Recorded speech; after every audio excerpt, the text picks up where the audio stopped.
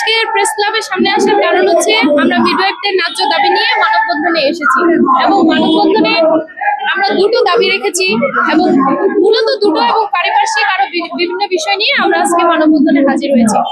দাবিগুলোর মধ্যে হচ্ছে যে সরকারি এবং বেসরকারি ভাবে মিডওয়াইফদের মূল্যায়ন, স্বীকৃতি এবং একটা যে পূর্ণ স্বীকৃতি আছে সেটা দেওয়া, সেটা অবশ্যই সরকারের কাছ থেকে। অন্যদিকে মিডওয়াইফ কি, আসলে মিডওয়াইফদের কাজ কি এবং দেশের মানুষের কাছে মিডওয়াইফের পরিচয় তুলে ধরা, এটাই হচ্ছে আমাদের প্রথম দাবি। পারিপার্শ্বিক বিষয় নিয়ে যদি আলোচনা করতে চাই, আমি একজন মিডওয়াইফ এবং বর্তমানে আমি একজন বেকার মিডওয়াইফ। নিবন্ধিত হওয়ার পরেও আমার যে ন্যায্য দাবিটুকু, যেমন আমি প্রতি বছর একটা সার্কুলার পাবো, কেন এদেশের মা এবং শিশুর জন্য মিডওয়াইফদের গুরুত্বটা অপরিসীম। মিডওয়াইফ একজন নারী, এটা যেমন সত্য, তেমনি নবজাতক ও মায়ের জন্য সুরক্ষাই হচ্ছে মিডওয়াইফ অপরিসীম এবং গুরুত্বপূর্ণ। অন্যদিকে দেখা গেছে যে আমরা ডিপ্লোমা ইন মিডওয়াইফারি পাস করার পরে বছরের পর বছর 5 বছরের চলমানে শুধু আমাদের একটা সার্কুলার হয়েছে এবং যে সার্কুলারটিও বর্তমানে প্রিলি পরীক্ষা করার পরে 1 বছর পরে আমাদের রিটেন ডেট দিল। রিটেনের পরে এখন অনেকদিন হচ্ছে কিন্তু কোনো রেজাল্ট হয় নাই। সবকিছু মিলে আমি আমাদের প্রধান উপদেষ্টা ডক্টর মোহাম্মদ ইউনূস স্যারের কাছে বিনীতভাবে আবেদন করব এবং সম্মানিত স্বাস্থ্য উপদেষ্টা ম্যাডামের কাছে বিনীতভাবে আবেদন করব যে ম্যাডাম, আমরা আমাদের মিডওয়াইফ একটা নোবেল প্রফেশন এবং আমার পদবী একজন মিডওয়াইফ হওয়ার পরে আমাদের রাস্তায় এসে আমাদের ন্যায্য দাবি চাইতে, এটা কখনোই হওয়ার কথা না। এটা খুবই কষ্টদায়ক। মানুষ প্রশ্ন করে যে আপনাদের কেন চাকরি হয় নাই।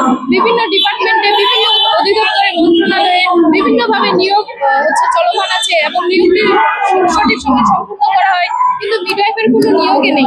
এটা খুবই অত্যন্ত দুঃখজনক। আমাদের অনেক কষ্ট হচ্ছে এই পারিপার্শ্বিক অবস্থাগুলো সামাল দিতে। তাই আমি বিনীতভাবে অনুরোধ করছি সম্মানিত প্রধান উপদেষ্টা ডক্টর মোহাম্মদ ইউনূস স্যার, আপনি নারীর ক্ষমতা নিয়ে কাজ করেন, নারীর সুরক্ষা নিয়ে কাজ করেন, আশা রাখি আপনি মিডওয়াইফদের নিয়েও কাজ করতেছেন। তো আমাদের যে সমস্যাগুলো, আমাদের যে দাবিগুলো, আপনি একটু তাড়াতাড়ি আপনার দৃষ্টিভঙ্গি থেকে আপনি এগুলো পূরণ করেন। অন্যদিকে প্রথমত এন্টিনেটাল কেয়ার দিয়ে থাকে, অর্থাৎ একজন মা যখন গর্ভবতী থাকাকালীন পুরো 9 মাসের একটা জার্নিতে আমরা চেক আপ দিয়ে থাকি। এই চেক আপের মাধ্যমে আমরা বুঝতে পারি যে কোন মাটা বিপজ্জনক এবং কোন মাটা বিপজ্জনক না। দিন শেষে এরপরে কিন্তু একটা প্রসব করার যে একটা ব্যাপার, এটা কিন্তু প্রাকৃতিকভাবে চলে আসে।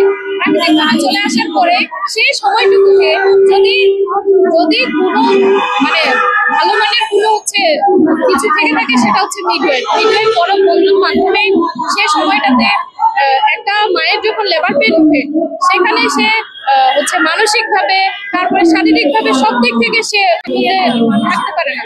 তখন দেখা যায় যে মিডওয়াইফ সেই জায়গায় গিয়ে সঠিকভাবে ডিসিশন নেয় এবং তাকে পরম বন্ধুর মাধ্যমে তাকে আশ্বস্ত করে যে না, আপনি ভরসার একটা প্রতীক হিসেবে ঢাল হয়ে দাঁড়ায়। এরপরে দিন শেষে যখন একটা ফুটফুটে মা এবং একটা ফুটফুটে বাচ্চা আমাদের সামনে উপস্থিত হয়, আমরা নিজেরও অনেক হাসি। আসার পরে একটা ফ্যামিলিতে শুধু যে একজন আসে তা না, ওই এলাকার কিন্তু সমস্ত মা এবং সমস্ত আরো যারা মা হবে তারাও কিন্তু একটা ভরসা পায় যে না, আসলে অমুক জায়গায় গিয়েছি, আমার সাথে দেখা হয়েছে, উনি একজন মিডওয়াইফ, এই মিডওয়াইফের মাধ্যমে ওনার শুধু নর্মাল ডেলিভারি হয়েছে। এই যে জায়গাটুকু আমরা প্রান্তিক লেভেলে, আমরা দুর্গম এলাকায় গিয়ে কাজ করেছি, মায়েদের কাছাকাছি গিয়েছি, মায়েদের পাশে গিয়ে বসেছি, তাদের সমস্যাগুলো শুনতে চেয়েছি, পরম বন্ধুর মাধ্যমে আমরা সেগুলো সমাধান করেছি। যার কারণে আমাদের সবার কাছে একটাই আশা যে আমরা যে আজকে মানববন্ধনে আসছি, এটার মাধ্যমে যেন আমরা কিছু পাই, দেশের মানুষ যেন জানতে পারে। সরকারি দৃষ্টি আকর্ষণ করছি, প্রধান উপদেষ্টার দৃষ্টি আকর্ষণ করছি যে আমাদের সমস্যাগুলো সমাধান করুন। আমরা রাস্তায় এসে আমাদের দাবি দেওয়া নিতে চাচ্ছি না। আপনারা আমাদের যেটা ন্যায্য দাবি, যে প্রত্যেক বছরে একটা চলমান সার্কুলার রাখেন, পদ সংখ্যা বাড়ান, মিডওয়াইফদের পদ ক্রিয়েট করেন।